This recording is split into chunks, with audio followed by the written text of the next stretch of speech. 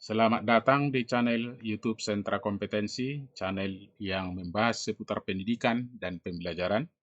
Kali ini kita akan membahas cara membuat SOP atau Standar Operasional Prosedur, atau ada yang menyebutkan POS, Prosedur Operasional Standar. Ini merupakan bagian dari manajemen. Kita bicara soal manajemen berarti pengaturan, pengelolaan, atau menempatkan sesuatu itu pada posisi yang tepat. Dan ini juga dapat mempermudah proses kegiatan di sekolah kita masing-masing, dan juga dokumen SOP itu bisa membantu kita dalam melengkapi dokumen akreditasi sekolah. Untuk itu, mari kita ikuti penjelasan berikut sehingga kita semakin mudah untuk membuat SOP di sekolah kita masing-masing. Yang pertama, tentu kita bahas dulu pengertian SOP. SOP itu singkatan dari Standar Operasional Prosedur, yaitu serangkaian instruksi tertulis yang dibakukan mengenai berbagai proses penyelenggaraan aktivitas organisasi. Dalam hal ini organisasi adalah sekolah, berarti ada aturan tertulis.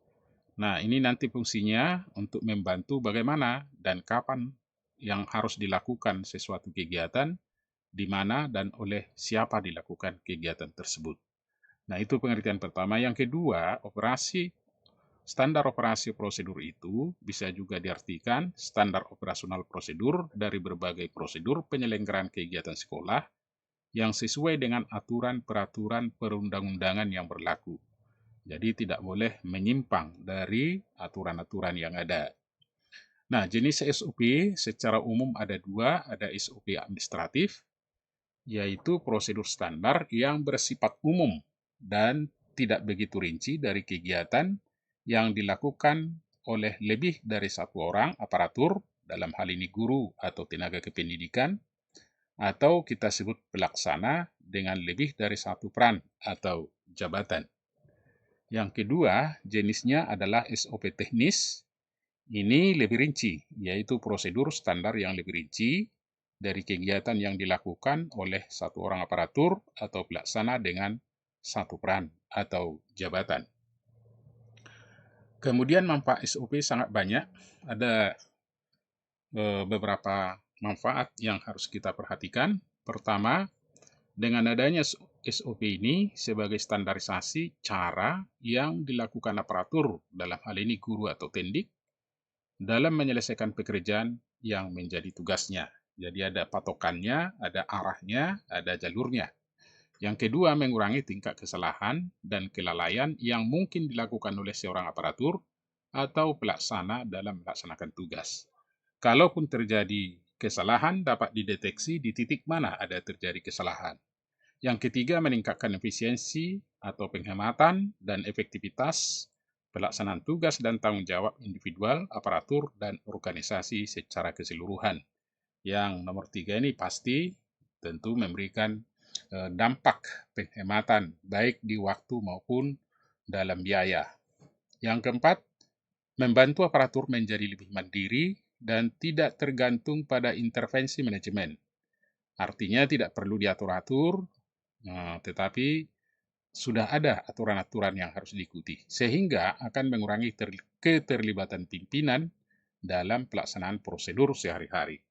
Nah, kalau ingin berjalan dengan teratur, dengan baik, sesuai dengan rambu-rambu yang kita harapkan, sebaiknya SOP sudah harus ada di sekolah. Kemudian dapat meningkatkan akuntabilitas pelaksanaan tugas, pertanggungjawaban, dan juga nanti ini menjadi terutama di bidang keuangan, karena pertanggungjawaban keuangan itu sensitif. Ketika ada SOP-nya, itu tidak ada masalah. Kemudian yang keenam, menciptakan ukuran standar kinerja yang akan memberikan aparatur cara konkret untuk memperbaiki kinerja, serta membantu mengevaluasi usaha yang telah dilakukan. Yang ketujuh, memastikan pelaksanaan tugas penyelenggaraan pemerintahan, dalam hal ini sekolah, dapat berlangsung dalam berbagai situasi. Bagaimana situasinya pun, karena sudah ada SOP, maka tetap kegiatan itu berlangsung. Kemudian yang kedelapan, menjamin konsistensi pelayanan kepada warga sekolah maupun masyarakat, baik dari sisi mutu, waktu, dan prosedur. Yang kesembilan, memberikan informasi mengenai kualifikasi kompetensi yang harus dikuasai oleh aparatur dalam melaksanakan tugasnya. Di sini tentu harus ditempatkan orang yang tepat pada posisi yang tepat. Nah, ini penting sekali diperhatikan dalam penyusunannya. Yang ke-10, memberikan informasi bagi upaya peningkatan kompetensi aparatur. Ke-11, memberikan informasi mengenai beban tugas yang dipikul oleh seorang aparatur. Dalam hal ini guru atau wakil kepala sekolah atau tenaga administrasi, begitu ya, dalam melaksanakan tugasnya. Kemudian 12, sebagai instrumen, dia merupakan alat ukur yang dapat melindungi warga sekolah dari kemungkinan tuntutan hukum karena tuduhan melakukan penyimpangan. Ini sangat terkait sekali dengan keuangan ya, sehingga di dalam pengeluaran keuangan tentu harus ada SOP-nya. Kemudian menghindari tumpang tindih pelaksanaan tugas, ini sudah pasti. Kemudian yang ke-14, membantu penelusuran terhadap kesalahan prosedural dalam memberikan pelayanan. Dan ke-15, membantu memberikan informasi yang diperlukan dalam menyusun standar pelayanan, sehingga sekaligus dapat memberikan informasi bagi kinerja pelayanan. Nah, kalau kita lihat ada manfaatnya sebanyak 15, sehingga ini menjadi sesuatu yang sangat penting disusun masing-masing sekolah, sehingga secara manajemen kita dapat bermutu karena sudah ada aturan-aturan yang telah ditentukan. Kemudian prinsip pelaksanaan SOP tentu harus konsisten. SOP harus dilaksanakan secara konsisten dari waktu ke waktu oleh siapapun dan dalam kondisi yang relatif sama oleh seluruh jajaran organisasi di sekolah. Nah, ini jadi tidak ada pilih kasih, prosedurnya, SOP-nya seperti apa. Nah, jadi bisa dideteksi kelalaian atau di mana kekurangan karena sudah ada standarnya. Kemudian komitmen, SOP harus dilaksanakan dengan komitmen penuh dari seluruh jajaran organisasi sekolah, dari tingkatan yang paling rendah sampai yang tertinggi. Yang ketujuh, perbaikan berkelanjutan. Yang ketiga, masuk kami, terus ada perbaikan berkelanjutan. Pelaksanaan SOP harus terbuka terhadap penyempurnaan untuk memperoleh prosedur yang benar-benar efisien dan efektif. Kemudian yang keempat, seluruh unsur memiliki peran penting. Seluruh aparatur pelaksanaan peran-peran tertentu dalam setiap prosedur yang distandarkan. Jika aparatur tertentu tidak melaksanakan perannya dengan baik, maka akan mengganggu keseluruhan proses yang akhirnya juga berdampak pada terganggunya proses penyelenggaraan sekolah dalam hal ini. Dan yang kelima, tentu kegiatan itu harus terdokumentasi dengan baik.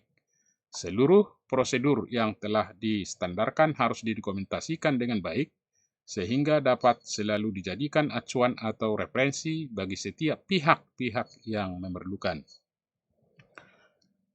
Contoh SOP penting di sekolah, ini sangat banyak, tetapi ini contohnya misalnya SOP proses pembelajaran. Kemudian bisa juga SOP pengelolaan sarana prasarana, SOP penerimaan guru dan pegawai honor, SOP pengelolaan laboratorium, SOP pengelolaan keuangan, SOP administrasi persuratan, dan lain-lain. Jadi kegiatan-kegiatan di sekolah termasuk ekstrakurikuler, hendaknya juga sekolah dapat menyusunnya.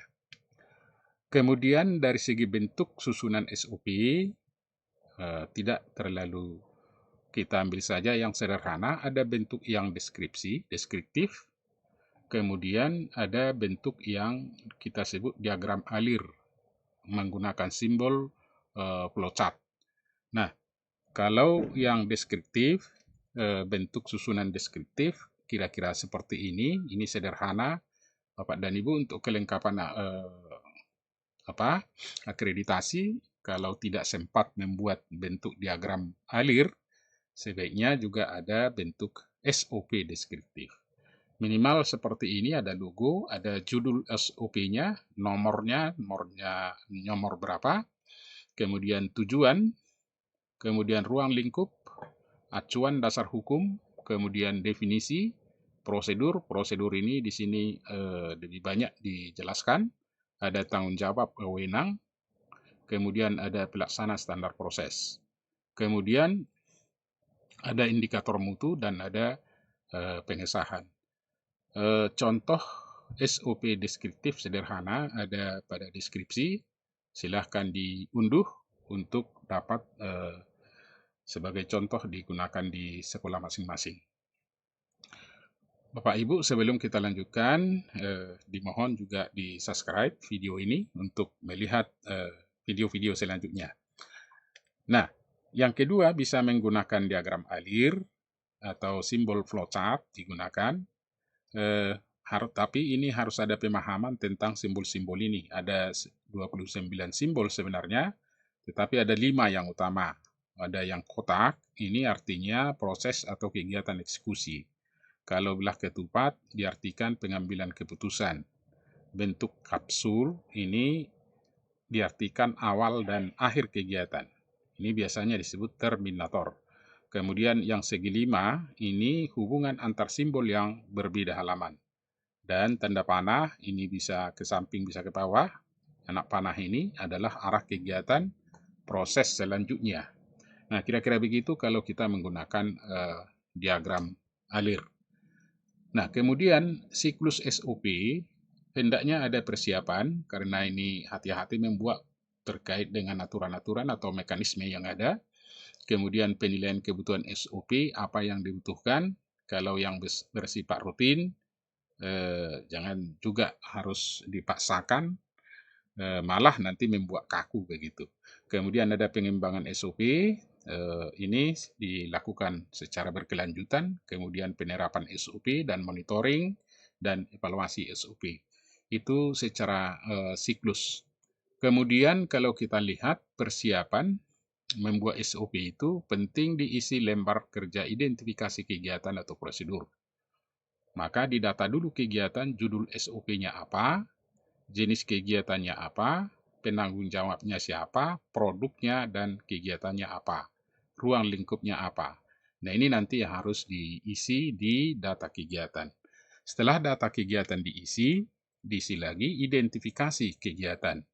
Nama kegiatannya, langkah awalnya seperti apa, langkah utamanya atau inti seperti apa, dan diakhiri seperti apa. Jadi ditulis di sini bentuk penomoran sehingga bisa masing-masing person untuk melihat langkah-langkahnya.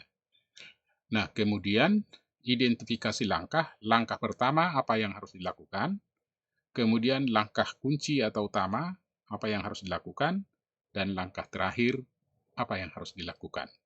Nah, sebenarnya ini tinggal mengisi ini untuk bentuk deskripsi ini saja diisi, kemudian dibuat, disahkan, dan ada nomor judul dan sebagainya. Nah, ini langkah-langkah membuat. Contoh pengisian seperti ini, ada lembar kerja identifikasi, misalnya nama SOP, pemeriksaan perangkat mengajar guru, kemudian jenis kegiatan adalah rutin, penanggung jawab wakil kurikulum, produknya laporan hasil pemeriksaan perangkat mengajar guru, kegiatannya kurikulum, ruang lingkup pengembangan sistem dan prosedur pemeriksaan perangkat mengajar guru. Ini sebagai contoh. Kemudian identifikasi kegiatan, tentu pemeriksaan perangkat mengajar guru. Langkah awalnya kepala sekolah menugaskan wakil kurikulum untuk memeriksa perangkat mengajar guru. Langkah utamanya, wakil kurikulum melaksanakan pemeriksaan perangkat mengajar guru dan menyerahkan hasilnya kepada kepala sekolah. Nah, langkah akhir, wakil kurikulum mendokumentasikan hasil pemeriksaan perangkat mengajar guru. Nah, ini juga kalimatnya Bapak dan Ibu disesuaikan sesuai kebutuhan. Terus, identifikasi langkah awal, kepala sekolah menugaskan wakil kurikulum untuk memeriksa perangkat mengajar guru, kemudian wakil kurikulum menginformasikan agar semua guru menyiapkan perangkat pembelajaran. Langkah utamanya tentu wakil kurikulum mengumpulkan seluruh perangkat mengajar guru. Nah, ini kita buat urutan-urutan apa yang harus dilakukan. Dan ada akhirnya. Nah, dengan demikian semua komitmen dan berkonsisten melakukan sehingga terjadi aturan yang baku dan dapat dipedomani oleh semua pihak atau semua warga sekolah. Merumuskan format SOP ini mengarah ke arah kalau kita susun dia dalam bentuk diagram alir, kita susun mulai hitung dulu aktor siapa pelaksana, buat draft flowchart-nya, kemudian kita masukkan simbol, isi mutu baku. Memang bentuk format SOP dalam diagram alir lembarannya sederhana karena dibantu dengan simbol-simbol.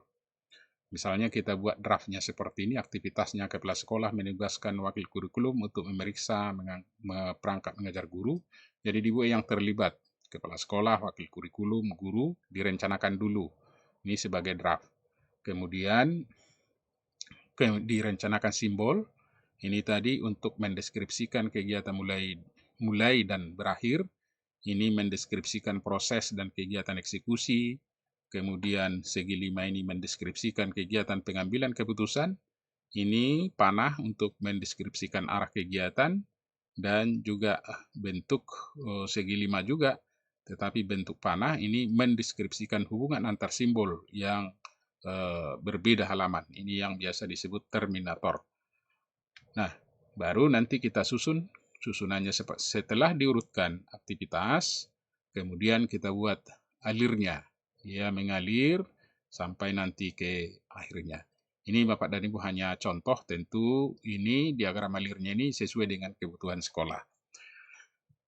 Kemudian untuk identitas SOP, langkah-langkahnya yang harus dipahami dulu adalah identitas perlu dilengkapi dalam SOP, logo dan nama unit tempat SOP diberlakukan, baik itu diagram alir, bentuk diagram alir maupun dalam bentuk deskripsi. Kemudian nomor SOP, tanggal pembuatan SOP, tanggal revisi SOP, tanggal efektifnya berlaku SOP, kemudian disahkan oleh siapa, nama judul SOP, dasar hukumnya, keterkaitan SOP dengan SOP lain, peringatan yang diperlukan, kemudian kualifikasi pelaksanaan SOP, dan peralatan perlengkapan yang diperlukan untuk melaksanakan SOP. Ini rambu-rambu yang harus dilengkapi kalau terutama di diagram alir, ini halaman utama dibuat. Nah, kemudian nanti terakhir ada pencatatan dan pendataan yang ada dalam SOP. Sehingga bentuknya seperti ini logo, nama sekolah, ada dasar hukumnya, keterkaitan, peringatan, kemudian di sini tadi nomor SOP, tanggal pembuatan, revisi, tanggal efektif, disahkan siapa, kemudian ada kualifikasi pelaksana, peralatan perlengkapan, pencatatan, dan pendataan. Nah, ini bentuknya yang harus dibuat sekolah, terutama kalau SOP itu kita buat dalam bentuk diagram alir. Nah, baru nanti diisi di sini, kita susun dulu aktivitas yang dilakukan, kemudian diisikan simbol-simbol yang sudah tersedia tadi. Nah, demikian Bapak dan Ibu sebagai penjelasan sederhana tentang SOP. Tentu Bapak Ibu akan mengimbangkan ini, dan sekali lagi saya katakan ini sangat penting untuk mengatur sekolah kita bagaimana berjalan semua kegiatan dengan baik. Mudah-mudahan ada manfaatnya dan salam sehat buat kita semua.